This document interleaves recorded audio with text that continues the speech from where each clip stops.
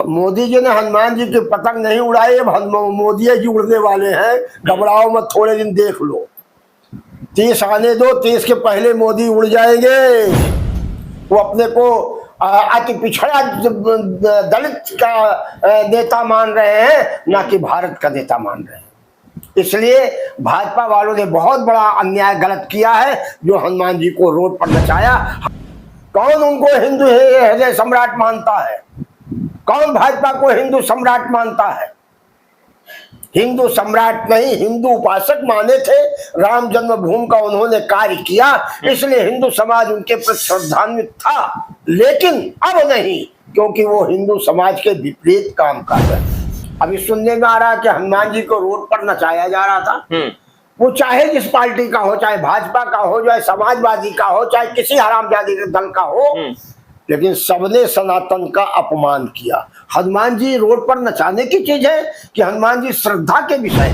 मोदी जी से संत समाज इसलिए नाराज है कि मोदी जी ने संत समाज के अनुकूल एक भी काम नहीं किया।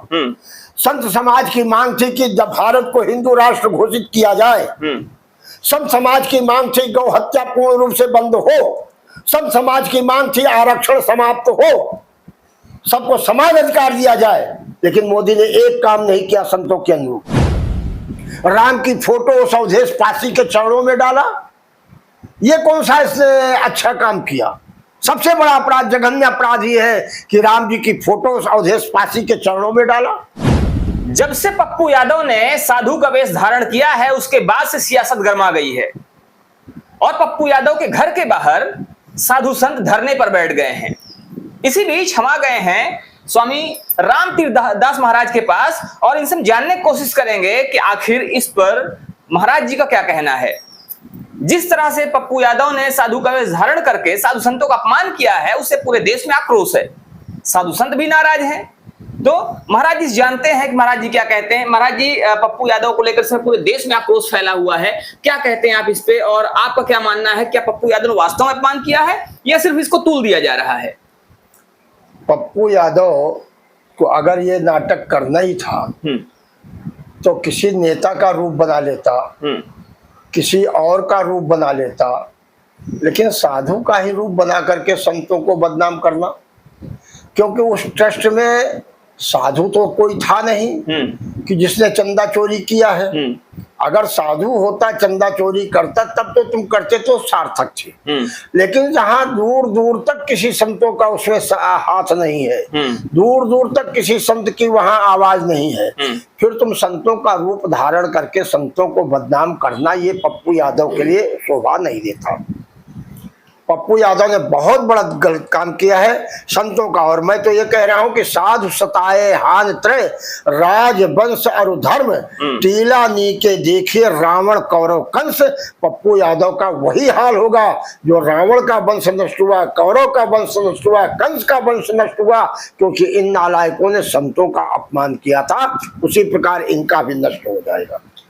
महाराज जी, पप्पू यादव के लिए चेतावनी है या श्राप है? ये चेतावनी भी मान ले और श्राप भी मान ले। श्राप भी मान ले। चेतावनी के लिए तो मैं भारत सरकार से निवेदन करूंगा, लोकसभा अध्यक्ष ओम बिरला जी से निवेदन करूंगा कि इस नालायक की संसद सदस्यता समाप्त की जाए, क्योंकि इसने एक समाज का अपमान किया है, संत समाज का अपमान किया, जिसका कोई अस्तित्व नहीं, जिसका कोई आधार नहीं, उसको इसने बदनाम किया। राम की फोटो अवधेश पासी के चरणों में डाला। ये कौन सा इसने अच्छा काम किया? सबसे बड़ा अपराध, जघन्य अपराध ये है कि राम जी की फोटो अवधेश पासी के चरणों में डाला। तो ये एक बड़ा अपराध है और इसी को लेकर पूरे समाज में, पूरे देश में कहीं ना कहीं हलचल पैदा हो गई है। पूरे देश में विरोध हो रहा है कि राम की जो मूर्ति है, राम की फोटो है, उसको किसी चरणों में डालने का क्या औचित्य है? महाराज जी, क्या सनातन को टारगेट किया जा रहा है? सनातन को लगातार इस तरह से अपमानित किया जा रहा है, क्या कहते हैं आप? हाँ, ये सनातन धर्म को अपमानित किया जा रहा है और यही नहीं, हर पार्टी कर रही सनातन धर्म को अपमानित। अभी सुनने में आ रहा है कि हनुमान जी को रोड पर नचाया जा रहा था। वो चाहे जिस पार्टी का हो, चाहे भाजपा का हो, चाहे समाजवादी का हो, चाहे किसी हरामजादी के दल का हो, लेकिन सबने सनातन का अपमान किया। हनुमान जी रोड पर नचाने की चीज है कि हनुमान जी श्रद्धा के विषय है। हनुमान जी के चरणों में जाके श्रद्धान्वित होना चाहिए। लाखों लोग लेटे हनुमान जी के चरणों में जाके श्रद्धान्वित होते हैं और ये नालायक हनुमान जी को रोड पर नचा रहे हैं। ये कौन सी उपासना है, ये कौन सी साधना है, ये कौन सी तपस्या है? महाराज जी, जो हनुमान जी को नचाने की बात है वो भारतीय जनता पार्टी की रैली थी। भारतीय जनता पार्टी के जो अध्यक्ष हैं नितिन नवीन, उनकी रैली के आगे आगे हनुमान जी नाच रहे थे। और भारतीय जनता पार्टी तो सनातन के लिए सनातन गौरव कही जाती है। मोदी जी को सनातन का सम्राट कहा जा रहा है, हिंदू हृदय सम्राट कहा जा रहा है। क्या कहते हैं इस पे? ये भैया, मैंने एक बार नहीं 25 बार कहा कि आप पत्रकारों की देन है। आप पत्रकार लोग चाहे जो कह दो, सब सत्य है। कौन उनको हिंदू हृदय सम्राट मानता है? कौन भाजपा को हिंदू सम्राट मानता है? हिंदू सम्राट नहीं, हिंदू उपासक माने थे। राम जन्मभूमि का उन्होंने कार्य किया, इसलिए हिंदू समाज उनके प्रति श्रद्धान्वित था। लेकिन अब नहीं, क्योंकि वो हिंदू समाज के विपरीत काम कर रहे हैं। वो अपने को अति पिछड़ा दलित का नेता मान रहे हैं, ना कि भारत का नेता मान रहे हैं। इसलिए भाजपा वालों ने बहुत बड़ा अन्याय गलत किया है जो हनुमान जी को रोड पर नचाया। हम लोग हनुमान जी के चरणों की उपासना करते हैं। हम लोग हनुमान जी के चरणों में बैठ करके अपने को समर्पित किए हैं और उनको तुम रोड पर नचा रहे हो। कितने बड़े तुम अध्यक्ष बन गए हो? तुम्हारी अध्यक्ष कितने दिन चलेगी ये तो समय बताएगा। महाराज जी, मोदी जी पर एक सवाल और खड़ा हो रहा है कि मोदी जी ने हनुमान जी की पतंग नचाई थी, पतंग उड़ाई थी। इस पर क्या कहेंगे? मोदी जी ने हनुमान जी की पतंग नहीं उड़ाई। मोदी जी उड़ने वाले हैं, घबराओ मत, थोड़े दिन देख लो। 30 आने दो, 30 के पहले मोदी उड़ जाएंगे। 29 में महाराज जी मोदी चौथी बार प्रधानमंत्री बनने की बात कर रहे हैं। आप कह रहे हैं कि मोदी उड़ जाएंगे। आप पत्रकार लोग उनको प्रधानमंत्री बना दो, चाहे विश्व का मंत्री बना दो, हमसे क्या लेने देना है? 29 मोदी जी प्रधानमंत्री बनेंगे नहीं बनेंगे? अब तो समय बताएगा। मैंने एक बार नहीं 10 बार कहा नहीं बनेंगे, नहीं बनेंगे, नहीं बनेंगे। लेकिन तुम पत्रकार लोग बनाने पर जुटे हो तो बनाते रहो। तुम्हारी पत्रकारिता देखी जाएगी कि संतों का भाव देखा जाएगा, हिंदू समाज का जन सैलाब देखा जाएगा कि तुम पत्रकारों की वार्ता देखी जाएगी। संत समाज मोदी जी को हिंदू हृदय सम्राट नहीं मानता है? मानता है। कोई नहीं मानता हिंदू हृदय सम्राट, और जो मान रहे हैं वो अवसरवादी लोग हैं। संत समाज मोदी जी से नाराज है, लेकिन नाराजगी की वजह क्या है ये महाराज जी जानते हैं। महाराज जी, आखिर जिस संत समाज ने मोदी जी को एक तरफा वोट किया था, झोली भर भर के वोट दिया था, मोदी जी को 3 बार प्रधानमंत्री बनाया, आखिर वो संत समाज नाराज क्यों मोदी जी से? मोदी जी से संत समाज इसलिए नाराज है कि मोदी जी ने संत समाज के अनुकूल एक भी काम नहीं किया। संत समाज की मांग थी कि जब भारत को हिंदू राष्ट्र घोषित किया जाए, संत समाज की मांग थी गौ हत्या पूर्ण रूप से बंद हो, संत समाज की मांग थी आरक्षण समाप्त हो, सबको समान अधिकार दिया जाए। लेकिन मोदी ने एक काम नहीं किया संतों के अनुरूप। आरक्षण समाप्त होना चाहिए, बिल्कुल समाप्त होना, तभी देश का भला भी होगा। अगर आरक्षण ऐसे कुछ दिन और चलेगा तो देश में खूनी क्रांति मचेगी, खूनी क्रांति मचेगी। फिर मोदी के बाप की भी औकात नहीं कुछ समाज को कंट्रोल कर सके। मोदी जी ने एक सभा के दौरान कहा था कि जिसको काफी समय तक यातनाएं सहनी पड़ी हों, जिसको बहुत परेशान किया गया हो, वो समय पाएगा तो बदला तो लेगा ही। क्या कहेंगे महाराज जी इस पे? ये नालायकों की भाषा है। किसको समाज ने वंचित किया? हमने अंबेडकर को पढ़ा करके योग्य बनाया, ब्राह्मण नहीं पढ़ाया अंबेडकर को। हमने रैदास को जगत गुरु बनाया, कोई है बताने वाला चमार को जगत गुरु? हमने जगत गुरु बनाया रैदास को। और मीरा जैसी छत्राणी रैदास को अपना गुरु मानती है। हमने तो हरिजनों का बड़ा सम्मान किया है, लेकिन अब उसको नेता लोग बरगला करके कि उनका अपमान किए तो करते रहो भाई। अब उनके हरिजनों की बुद्धि मारी गई है। उनको सोचना चाहिए कि हमारे पूर्वजों का कितना सम्मान किया, जगत गुरु के पद पर बैठाया गया। रैदास जी जगत गुरु बने। मेवाड़ की छत्राणी महारानी मीरा उनकी शिष्या बनी। अंबेडकर को हमारे ब्राह्मणों ने पढ़ा करके उनको आगे बढ़ाया। इस समय महाराज जी बड़ी चर्चा मनुवाद की है। लोग उन लोग मनुवादी कहते हैं जो कि सनातन की बात करने वाले हैं, सनातन के हित की बात करने वाले हैं, या तो जो कहीं ना कहीं धर्म को मानने वालों को मनवादी कह के तिरस्कार किया जा रहा है, उनका क्या कहेंगे इस पे? उनके डीएन में कोई कमी है, ये मान लेना। मैं व्यक्तिगत अभी नहीं नाम लूंगा, नहीं, मैं बता रहा हूँ कुछ ब्राह्मणों की गलती है, ब्राह्मणों की स्वर्ण समाज की गलती है, कुछ इनको अपना डीएन दे दिए हैं और जिनको ब्राह्मणों का डीएन गया वही ब्राह्मणों का विरोध कर रहे हैं। इस समय महाराज जी एक चर्चा है चंद्रशेखर आजाद रावण की। चंद्रशेखर आजाद रावण कहीं ना कहीं सनातन खिलाफ, ब्राह्मणों खिलाफ, और एक बिहार के गोल्डन दास हैं, एक रुद्र प्रताप कुशवाहा हैं। ये सब कुछ ऐसे नाम हैं जो कि लगातार ब्राह्मणों के खिलाफ आग उगल रहे हैं, उनको गालियां दे रहे हैं, उनको मां बहन गालियां दे रहे हैं। क्या लगता है आपको कि ऐसा क्यों हो रहा है? और इस पर शासन प्रशासन भी बोलने को तैयार नहीं है, किसकी गलती है ये शासन प्रशासन की देन है जो स्वर्ण समाज को गाली दिला रहा है।